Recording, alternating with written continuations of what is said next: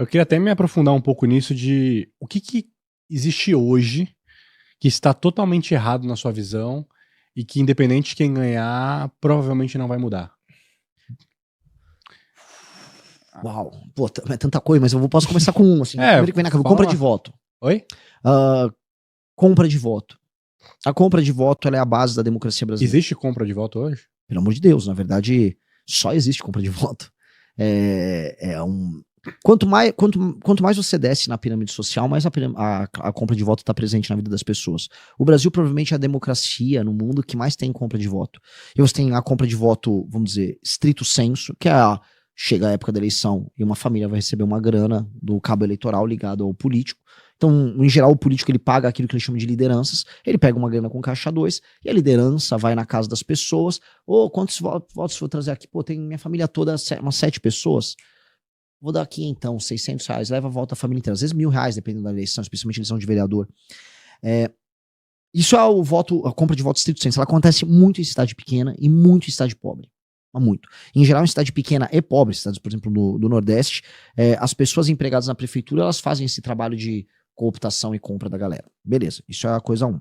A coisa número 2 é a compra de voto, aí eu falo mais lato sensu, né, no espírito mais aberto, que ela acontece ao longo dos anos, que funciona assim. Você elege um vereador, eventualmente você vendeu o teu voto pro vereador. Aí furou o pneu da tua Kombi. Aí você vai no vereador, furou o pneu da Kombi, o vereador vai ver o pneu da Kombi pra você. Olha, eu tô de mudança, eu preciso arrumar um carreto. O vereador vai arrumar o carreto. Olha, quebrou o telhado da minha casa, ele vai arrumar o telhado da tua casa. Aí de onde vem o dinheiro que esse cara fica resolvendo as coisas? É aí que a gente começa a entender o mecanismo da corrupção no Brasil. O mecanismo da corrupção não é só um político grandão que tá ele próprio, vamos dizer, precisando roubar, botar o dinheiro no bolso. Lógico que isso acontece. Só que existe uma estrutura toda. No fim do dia, esse político grandão, vamos supor, um deputado federal, que tá envolvido no escândalo do INSS. Esse cara, ele tem uns 20 prefeitos ligados a ele no interior, ou 15, o número varia. E esses caras têm outros tantos vereadores. O dinheiro tem que fluir do topo para a base. Então tem que ter uma empreiteira ligada a esse deputado que vai operacionalizar a emenda dele com o prefeito daquela cidade, e um pedaço, a reserva técnica, vai ser separado ali como superfaturamento, e aí você vai pegar isso em cash, e aí você toca com a sua base. Aí chega o vereador, você tem 200 conto aí para gastar, ou o próprio vereador participa de um contrato com a prefeitura. E aí cada um cria o que eles chamam de estrutura, que é essa estrutura de atendimento aos eleitores nas cidades, que acontece ao longo dos anos, é um processo. Você tá na base do prefeito, ajuda isso. Isto é a base da democracia brasileira. E isso, a não ser que entre alguém, no caso, eu tô propondo isso, que criminalize muito tudo isso, isso vai continuar distorcendo totalmente o sistema político brasileiro. De modo que aquilo que a gente chama de centrão continue mandando na gente para sempre. E de modo a você ter um país em que metade dele é não funcional. Metade do Brasil não funciona, vamos ser sinceros. Metade do Brasil, ele vive do dinheiro extraído de outra metade do Brasil. E ele pouco trabalha, as cidades são CNPJs para ficar operando emenda. E você tem clãs, né, grupos familiares que ficam disputando ali e ganhando dinheiro com esse jogo. É basicamente isso. Isso é um jogo que custa centenas de bilhões por ano. Se a gente olha direitinho o custo, põe no papel, o valor é assustador. E esse é um jogo que precisa acabar. Acho que essa seria a grande reforma a se fazer. Agora, se eu não ganhar, esse assunto nem sequer é mencionado pelos outros candidatos. Esse assunto sequer existe. Não é uma preocupação para eles. Agora, não existe nenhuma reforma política que não passe por resolver isso que eu tô falando aqui. Cara, é real. Que outro absurdo, assim, que tem hoje? Eu quero saber essas coisas, é curioso. Mas tem muito, né? A gente tá no Brasil, dá pra gente fazer um programa inteiro só disso.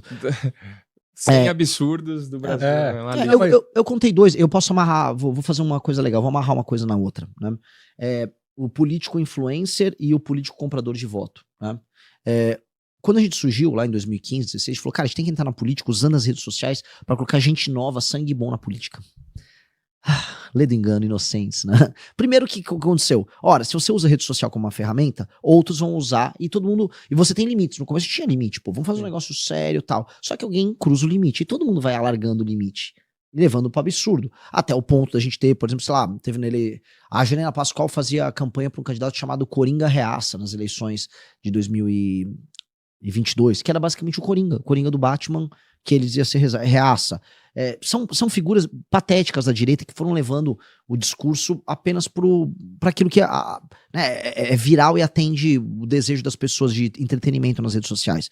Isso virou um problemão. Até que o Centrão, o mesmo que faz essa operação de grana, falou, e se eu também gravar esses vídeos idiotas? E aí surgiu o prefeito de Recife, o João Campos, o Manga, o próprio Topázio lá de Florianópolis, que é o prefeito do Centrão pop nas redes sociais.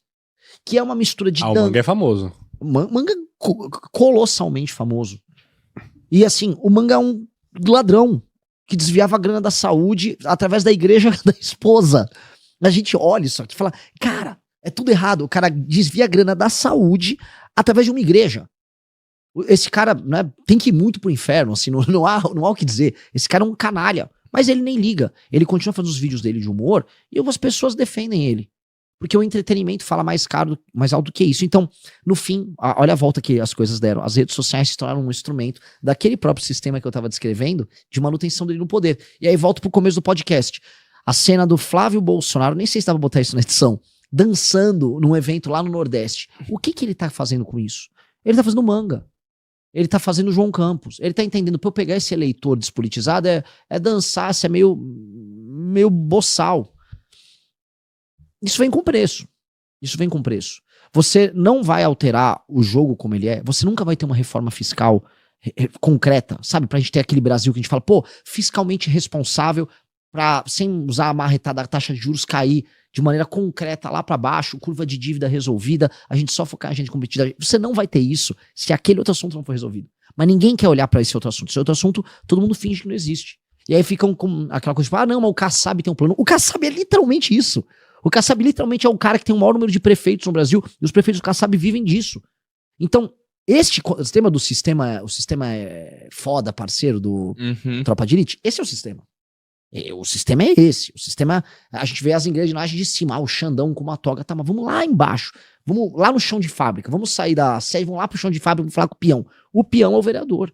E o jogo é esse. E esse jogo tá todo entrelaçado. Agora, dá pra ser... Vocês vêm com uma proposta nova aí no Missão. Dá pra entrar nesse jogo sem ser engolido pelo sistema? É verdade, porque o pessoal fala que Ainda mais batendo aí na família Bolsonaro, né, cara? Porque a galera fala que todo mundo começa honesto e o sistema te engole. Olha, ou não deixa você progredir. A gente tem 11 anos de vida.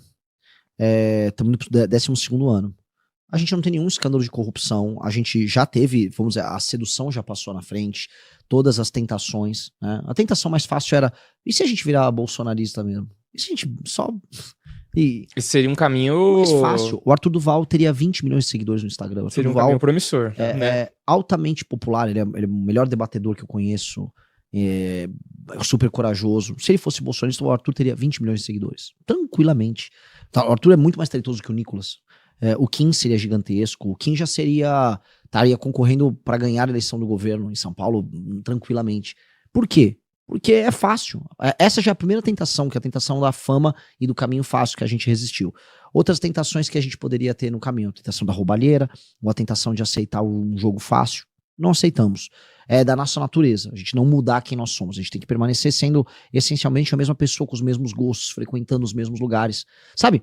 Nunca seja o cara que abandona os restaurantes que você come, que ouve as músicas que você ouve. A partir do momento que você tenta ser outra coisa, aí além de ficar brega e desajeitado, né, um vorcaro da vida, né, aquela coisa meio ridícula, você começa a ter que ficar competindo com os outros entes políticos pela grana. E existe isso. Um político, quando mostra pro outro que tem grana, ele tá passando um sinal de sucesso. Que é hoje igual ter uns seguidores em rede social. E aí um político honesto, ele se sente meio loser, ele se sente meio patético em ser honesto. Isso é uma coisa muito verdadeira. Nas conversas com os políticos é assim. E você tem que se manter resoluto. Nós nos mantivemos isso. Isso não me faz ter medo. E aí eu te respondendo sobre isso. Nós montamos um partido político. Nós não temos nenhuma pretensão em ficar fora do sistema. Se a gente montou um partido é para entrar no sistema. E aí alterá-lo. Mais do que somos alterados por ele. Então a gente vai ter que entrar lá e alterar. O que a gente tá deixando claro é a gente como se fosse sabe quando o Elon Musk ele fez o Tesla e aí ele abriu o projeto para todo mundo? Ele deixa o projeto aberto. Ó, quer montar um carro elétrico? Tá aqui o projeto. Pode ver. É uma coisa assim, é meio open source mesmo. Ó, eu tô avisando, ó, eu vou entrar, eu vou fazer o combate ao crime assim assado, eu vou fazer uma reforma fiscal assim assado, uma reforma de competitividade assim assado, e o que eu quero, vocês querem mudar o Brasil? Aí eu vou entrar nesse assunto que eu tava falando com vocês. Eu preciso destruir o modelo do sistema político brasileiro. Isso precisa ser completamente alterado. Senão o Nordeste para sempre será pobre. O Nordeste para sempre, você que mora em São Paulo, vai para sempre ter que pagar a conta de um prefeito no Nordeste. Você quer pagar menos impostos em São Paulo? Eu vou precisar resolver isso para resolver o Nordeste e eles gerarem receita lá. Senão não vai resolver. Não vai ter jeito. O catarinense tá muito bravo que o cara do Maranhão tá migrando pra lá. E vai migrar mais. A não ser que a gente resolva isso. Não será com o Flávio Bolsonaro, do Centrão, aliado desses mesmos caras que vai resolver. Quer resolver o problema? Então assim, eu vou acumular capital político destruindo o crime organizado no Brasil, passando a maior reforma fiscal que o Brasil já teve e passando uma reforma de competitividade. De resto, um mandato meu, eu vou fazer uma reforma administrativa e política, eu vou queimar todo o meu capital político, que não me elejam nunca mais para nada. Mas se eu fizer isso, o sistema de incentivos da política brasileira se altera completamente. E aí a gente começa a alterar o sistema. E aí pra você falar, pô, mas eu acho isso impossível. Já teve gente que fez. Cara, o Fernando Henrique passou a lei de responsabilidade fiscal, botava na cadeia, em última instância, prefeito que não cumpria metas fiscais básicas. Imagina, você colocar na cadeia um prefeito que era caloteiro. A maior parte dos prefeitos até o final dos anos 90 eram caloteiros. A lógica de um prefeito era não pagar o salário dos funcionários públicos. Isso passou a mudar completamente com a lei de responsabilidade fiscal desde que passou. O Fernando Henrique passou, vamos dizer, reformas e privatizações gigantescas no governo dele, sendo ele próprio um cara que não era popular. Então, se ele conseguiu naquela época, por que a gente... é tão impossível. O Lula, se quisesse, no primeiro decênio ali, entre 2002 a 2010, vamos colocar, ele teria passado. É que ele não queria. O Lula nunca quis passar uma agenda previdenciária decente, uma reforma trabalhista, pelo contrário, ele queria piorar essa situação. Ele trabalhou para piorar de maneira clara, mas ele teria conseguido. E eu acho que a gente tem que ter um governo que vai chegar lá e vai fazer as reformas que precisam. Nem vou me reeleger, eu vou fazer isso e vou picar a mula, tá? Mas alguém precisa fazer. O problema é que falar dessas reformas, é isso que eu acho que é um... É um presente impopular. Não, é isso que eu me sinto às vezes num beco sem saída, porque você falar dessas reformas, por exemplo, num possível debate de TV, eles são conversas difíceis do tio do Zap às vezes entender, da Dona Maria entender, e aí ela fica, pô, isso aí eu não tô entendendo nada. Mas os caras dançando, os caras brigando aqui, isso aí eu entendo bem. E aí nós vamos por aqui. Isso funciona, assim, a lógica do Centrão funciona. Eu me sinto meio perdido, cara, com isso, entendeu? É que a lógica do Centrão funciona quando você tá vivendo um momento de estabilidade, e o ato de votar é meio, tô indo lá votar. Esse é o momento do país? Eu não acho. Não. Não é esse momento. O Brasil tá num momento, vamos dizer, pivotal pra qualquer coisa. Inclusive pra degringolar. O Brasil tá passando uma crise fiscal horrenda, ninguém tá falando da crise fiscal. A crise política, a crise de insegurança jurídica é monumental. O Brasil tá vendo os Estados Unidos, tem gente que comemora, os Estados Unidos agora tá olhando pra América Latina. Gente, isso é um horror. Isso é horrível. O Brasil vai perder qualquer chance que ele tem de ser a nação mais poderosa do nosso continente aqui. Qualquer chance. Os Estados Unidos... O cara vai sentar em cima da gente. Lógico. E alguém acha que o Trump é amiguinho. Nosso Trump é amiguinho nem da Ivanka, nem da Melania. O Trump é amigo do Trump. E a gente pode ser, se for bom pra ele, um aliado. O Brasil tá numa situação horrenda. Tá vindo aí, vocês são pessoas inteligentes, tá vindo aí as automações, tá vindo tudo aquilo que envolve machine learning, inteligência artificial. Agora, as empresas dos Estados Unidos, a Amazon tá demitindo, tá todo mundo começando as demissões, porque começou, né? Sim. Começou o corte de material humano simplesmente porque a inteligência artificial vai demitir geral. A classe média no Brasil pode ser varrida do mapa. Varrida do mapa. Que Brasil é esse que tá vindo? Ninguém tem nem ideia. Mas as pessoas estão sentindo que tem algo de errado. Definitivamente não é dançando que você vai resolver. E não só dançando não resolve. O Flávio dança porque o que resta a ele é dançar. Ele não tem nenhuma proposta, ele não acredita na proposta. Vocês são de mercado, se souberam da participação dele no BTG, num evento que teve acho que uns 2 meses atrás, foi um desastre. Pediu pra ele falar o que você tem de proposta? A gente vai cortar aí as coisas. Cortar o quê? Fazer uma tesourada. Não, mas o que mais? Fazer uns cortes, a gente sabe o que vai fazer. Eu tive com o Guedes. Sabe? O cara não tem nenhum plano. Não tem essencialmente uma ideia do que fazer, do que precisa ser tocado. Uhum. Eu tenho uma PEC que já foi protocolada pelo Kim. A reforma fiscal nossa não é um papo. É tipo uma PEC, já tá lá, a gente já tá recolhendo a assinatura. A pessoa pode entrar no sistema da Câmara dos Deputados e pegar lá a PEC inteira. Eu acho, como o Milei conseguiu, nós podemos conseguir.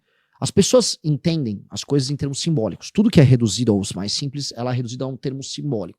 Quando o cara dança, ele tá mostrando que ele é uma pessoa leve e legal e feliz e ele quer que a pessoa curta aquele momento com ela. Que é isso, os caras. Curte o momento e finge que não tá nada acontecendo. O Lula, sou o provedor, estou te dando uma picanha cerveja porque você liga a picanha cerveja a uma emoção de um domingo feliz com Sim. amigos e família. Então você vai voltar a ter momentos em domingo família feliz porque eu vou prover. Você vai pra viver vocês. isso todo dia. Todo dia. Churrasco exato. todo dia. E aí ele pega um gatilho emocional que a pessoa lembra, tipo, picanha. Não é só a picanha, né? Esquece a picanha. É o filho dele passando a picanha na farinha, a música que tá tocando no fundo, é o futebol na TV, é um momento. Gera um gatilho emocional bom. Isso é simbólico também. Outro símbolo é o remédio amargo. O remédio amargo é um símbolo que todo mundo sabe. Ele até cachorro, quando tá doente, come grama ou vai comer erva, porque ele sabe que de alguma maneira aquilo é necessário pra ele. E é um ato voluntário que o cachorro come. As pessoas sabem que quando elas estão doentes, elas precisam do cuidado. Por isso que a figura do médico é uma figura muito importante. As pessoas gostam também do médico. Ou ele representa o cuidado que vai vir para um problema. As pessoas precisam entender que existe um problema. Se elas estão vendo um problema, ou a pessoa que dança diante de um problema, ela é tratada como louca. Ou a pessoa que aponta o problema e fala, vai doer, mas eu vou resolver, ela ganha confiança. O Milei ganhou a eleição fazendo isso. O Milei virou, galera, deu muito ruim. Tá tudo destruído, não será fácil, a gente vai perder pelo menos 1 ano comendo pão que já amassou, mas eu vou fazer as reformas, vou fazer o que precisa ser feito e a Argentina vai ser grande. Esse cara tem um ponto e ele é louco também. E aí deram a chance pro louco. Eu acho que a gente precisa fazer a mesma coisa aqui. Acho que alguém precisa falar assim, pessoal, vou dar uma dica, não vai dar pra você... Eu fiz isso no Nordeste, essa é a parte mais engraçada. Eu fui no coração do eleitor do Lula, nas prefeituras que mais vivem de repasse de governo federal, com um número gigantesco de pessoas vivendo Bolsa Família, falando, não vai dar pra viver assim, tá? Eu vou, sendo presidente da República, se você é um rapaz de 25 anos, tá indo no CRAS receber Bolsa Família, eu vou botar você pra trabalhar. Brother, você vai trabalhar, você vai ralar, tá? A sua prefeitura vive de dinheiro lá de São Paulo, lá de Goiás, do agro, lá do Paraná, tá? E eu vou ter que fazer isso mudar, porque não dá pro seu prefeito ser um ladrão. Mas o que você vai fazer? Se necessário, eu vou botar um interventor nos municípios. Vocês têm que bater indicadores de desempenho nos municípios, tá? Vou precisar fazer isso. Aí sabe o que, galera? E vou matar bandido como se não houvesse amanhã. Comando Vermelho chegou na cidade, eu vou metralhá-los. Cara, minha avaliação na pesquisa Atlas, de janeiro pra fevereiro, saí de 4.1 pra 5.5 no Nordeste. Eu vi que... É sincericídio só. Entendeu? O roteirista colocou aqui no Datafolha, você já tá com 10% já. E tudo geração Z. Na Atlas é ainda mais bizarro. Na Atlas eu tenho 22% no 16 a 24. Fala, meus queridos, aqui quem fala é o Alan do canal Inevitável Cortes, e no meu segundo mês postando cortes aqui no YouTube de figuras do Partido Missão e do MBL, eu faturei cerca de 25 mil reais, ou um pouquinho mais de 4 mil dólares. E se você tem interesse em estar criando o seu próprio canal de cortes, eu preparei um treinamento 100% focado, mostrando o passo a passo para você estar conseguindo fazer seus cortes de figuras do Partido Missão e do MBL. Para acessar o treinamento é só clicar no primeiro link da descrição ou ler o QR Code que tá aparecendo aqui no meio da tela agora. E se você gostou desse vídeo, não se esqueça de deixar o like e se inscrever no canal. Te vejo no próximo vídeo.